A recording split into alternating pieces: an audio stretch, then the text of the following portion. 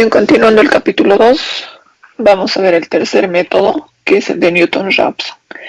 Para este método se inicia con un valor razonablemente cercano a la raíz, denominado valor inicial x sub i o x sub 0, que sería este punto. Para encontrar este punto podemos utilizar el teorema de Bolzano, el teorema de unicidad, también el teorema de existencia que vimos en el método anterior. El método del punto fijo, ¿no?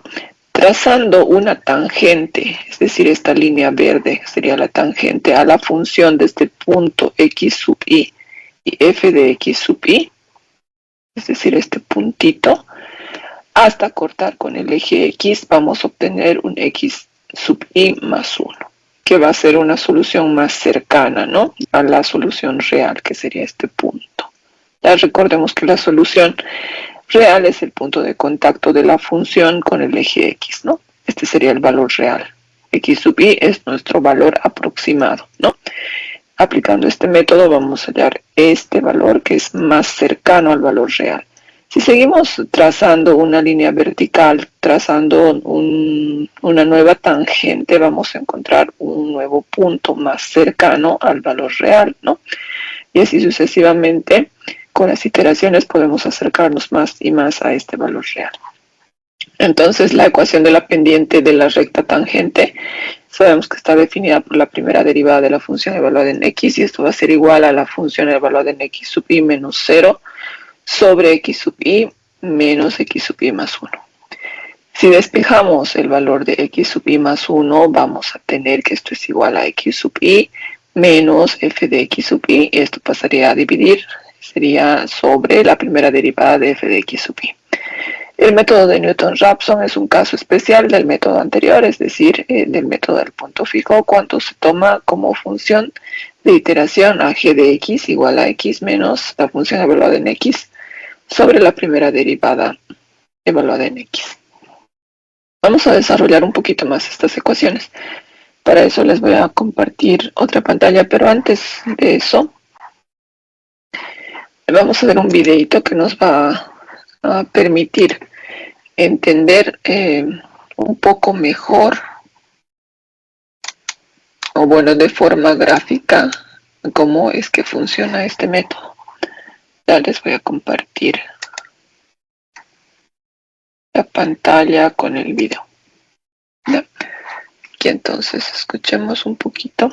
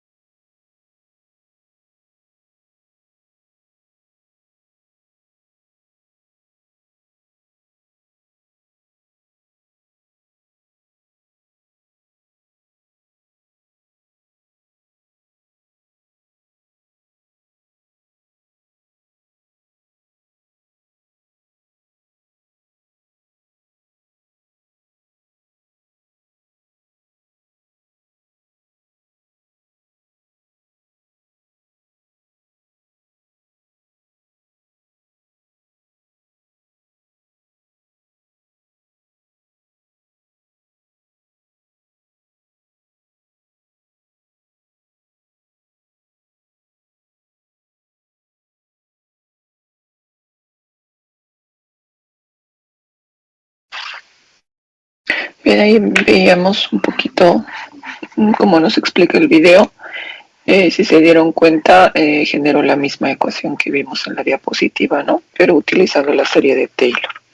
¿Ya? Pero vamos a revisar estas definiciones para la deducción de la ecuación en este cuaderno de apuntes que les voy a mostrar ahora.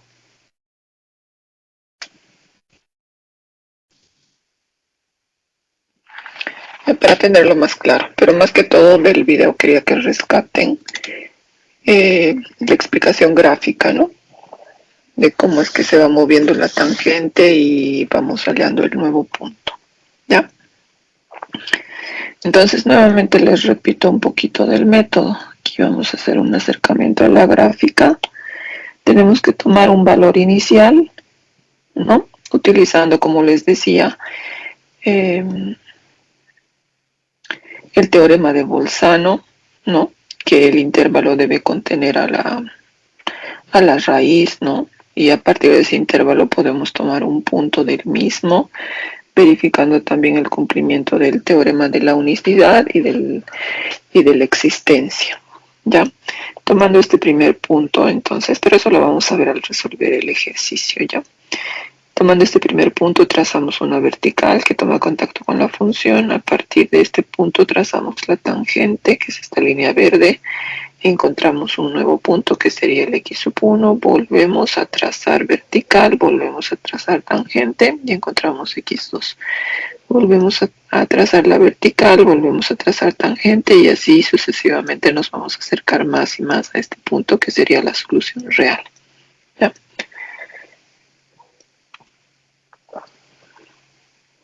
Ahora, teniendo en cuenta la ecuación de una recta que pasa por dos puntos, sabemos que está definida por esta. Entonces la ecuación de una recta que tiene de dato un punto y una pendiente estaría definida por esta ecuación. Sabemos que la pendiente es igual a la primera derivada de la función. Entonces vamos a elegir ese punto en el cual vamos a evaluar. Este punto inicial sería el x sub i, coma f de x sub i. ¿A qué punto nos referimos? Ese punto sería igual al x sub 0, que sería este punto inicial, ¿no? Que en la ecuación de las diapositivas le llamaba x sub i, ¿ya? Entonces, primero vamos a asumir que es un x sub 0. Esto toma contacto con la función y se estaría generando el punto f de x sub 0 en y. Aquí tendríamos a f de x sub 0. Entonces las coordenadas de este punto son x sub 0 y f de x sub 0.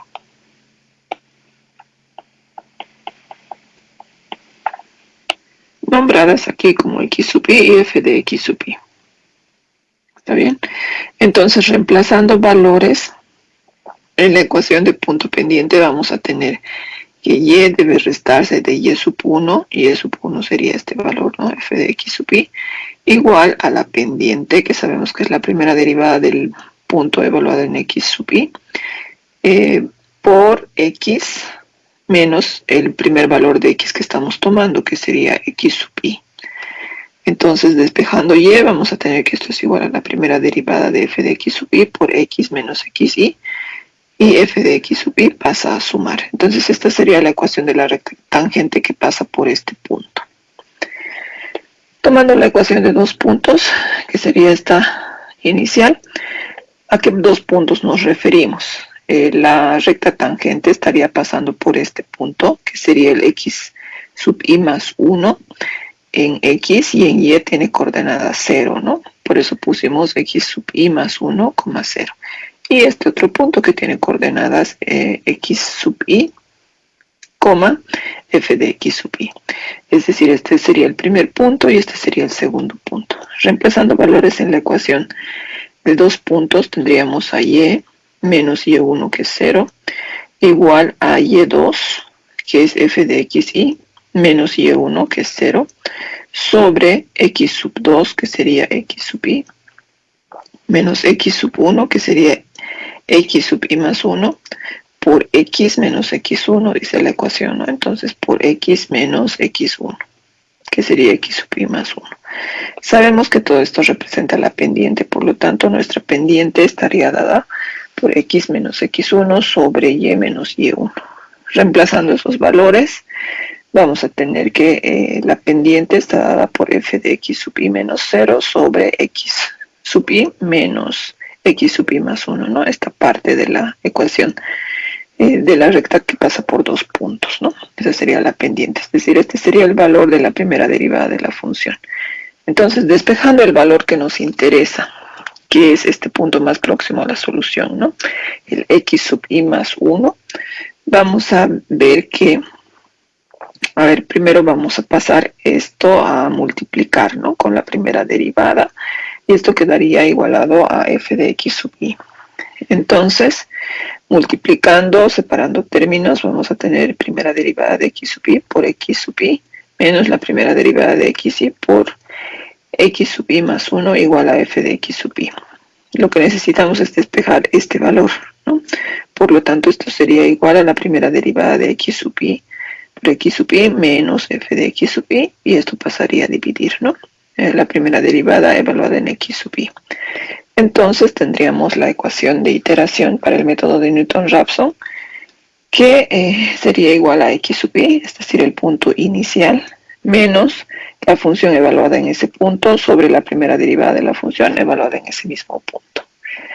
Bien, teniendo entonces esta como ecuación de iteración, vamos a pasar a resolver un ejercicio. Nos piden hallar la raíz de la función aplicando el método de Newton-Raphson. ¿Ya? Para eso vean que la ecuación de iteración requiere de la primera derivada de la función.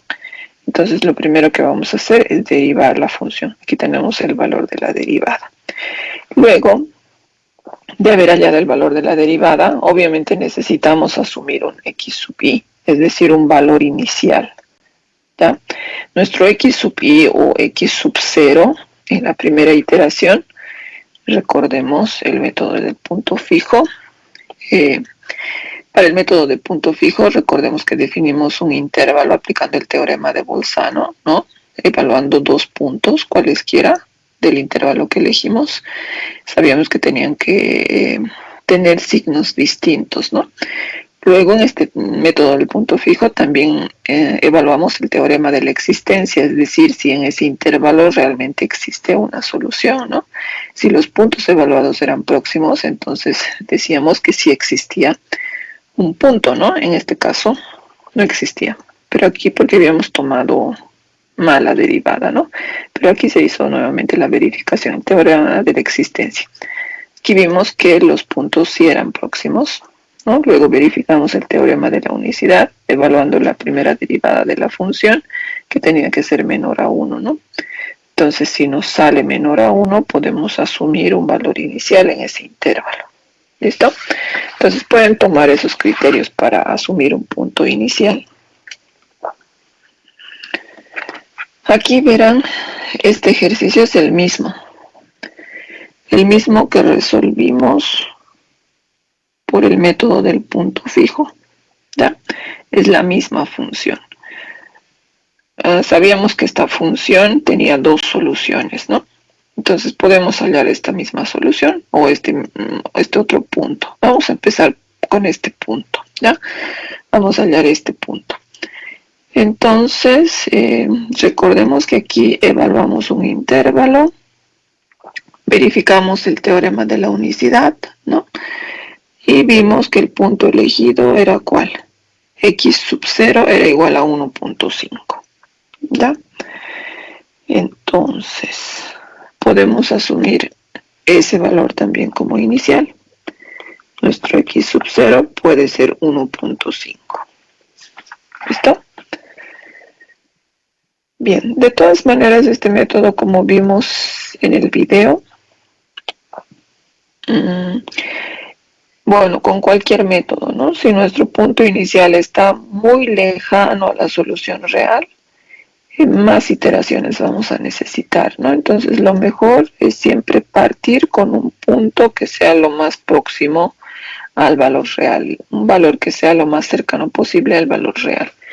¿Listo? Ya sabemos cómo podemos elegir ese punto. Entonces, teniendo la función y su primera derivada, ¿no? Sabemos que esta es la ecuación para aplicar el método de Newton-Raphson. Podemos proceder simplemente a reemplazar, ¿no? Y esto es bastante rápido.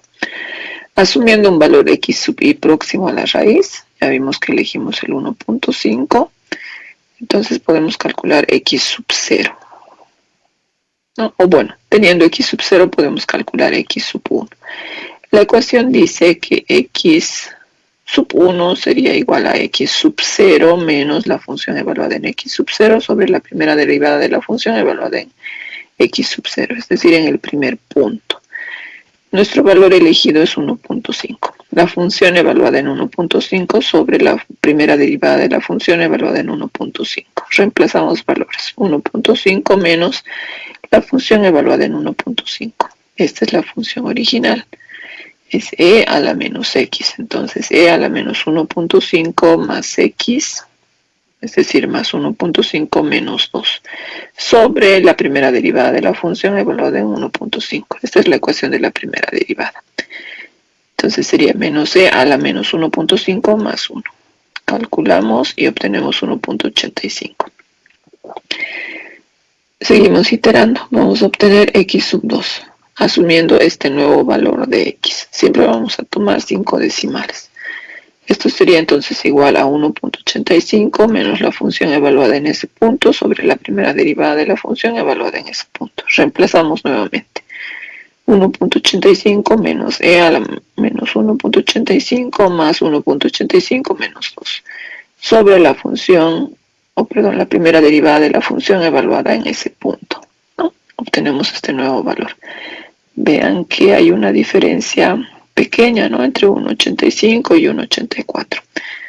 Entonces eso quiere decir que nos estamos acercando a la raíz, ¿no? Recuerden que si estos valores estuviesen muy separados, hay que revisar, ¿no? Que hayamos tomado bien el punto, porque podría ser que nos estemos alejando de la solución. Entonces, pasemos a la siguiente iteración y calculemos x sub 3. Esto sería igual a x sub 2 menos la función evaluada en x2, es decir, en 1.84, sobre la primera derivada de la función evaluada en ese punto. Reemplazando valores, obtenemos 1.84, 14.1, un valor muy cercano al anterior. Derivamos nuevamente y obtenemos el mismo valor anterior, ¿ya? Como ven, este ejercicio no nos daba un criterio para detener el proceso iterativo. Cuando no nos dan un criterio para detener el proceso iterativo, asumimos que el valor del error tiene que ser 0, es decir, el último tiene que ser igual al penúltimo. ¿Listo? Entonces estamos deteniendo ese proceso iterativo cuando el último valor calculado es igual al penúltimo. Es decir, en este caso x4 es igual a x3. Bien, entonces habríamos obtenido la solución.